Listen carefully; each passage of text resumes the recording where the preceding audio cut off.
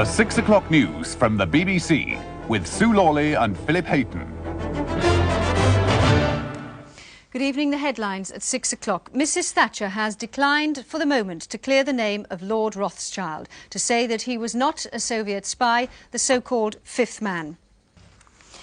5 times in the House of Commons this afternoon, the Prime Minister was pressed to clear Lord Rothschild's name and state that the former head of the government's think tank was not a Soviet agent. 5 times Mrs Thatcher declined to do so. 5 times she replied to opposition and Tory MPs alike that the matter was being considered in government, but she had nothing further to add at this stage. The pressure came as a result of a letter from Lord Rothschild published in the Daily Telegraph this morning, in which he appeals for a public statement that he is not and never has been a Soviet agent.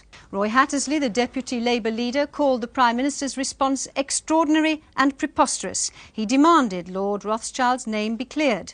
Mrs Thatcher repeated her answer. Mr. Speaker, Lord Rothschild's letter was published this morning. I have seen it. The letter is being considered in government, as it should be, and I cannot add anything further at this stage. I should have thought that the right honourable gentleman would have understood that. Well, that satisfied neither Labour nor Tory MPs. An extraordinary answer, stormed Labour's Deputy Leader Roy Hattersley. The Prime Minister should make it clear that Lord Rothschild wasn't and never had been a Soviet agent. The Prime Minister again read out her prepared answer, to the growing fury of MPs. Putting aside the personal anguish which your answer is bound to cause. Lord Rothschild was the head of the Central Policy Review staff, working in Downing Street for the Right Honourable Gentleman, the member for Bexley-Sidcup, when he was Prime Minister. Is the Prime Minister really not prepared to say here and now that Lord Rothschild was not a spy? The right honourable gentleman is causing anguish. Lord Rothschild's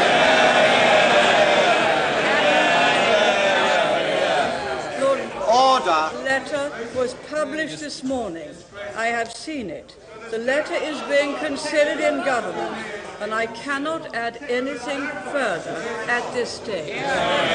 Mr. Hattersley, in considering, even now, answering this question, will the Right Honourable Lady consider not simply the obligations of generous impulses which she does not possess, but the damage that her answers are doing to the British Security Service?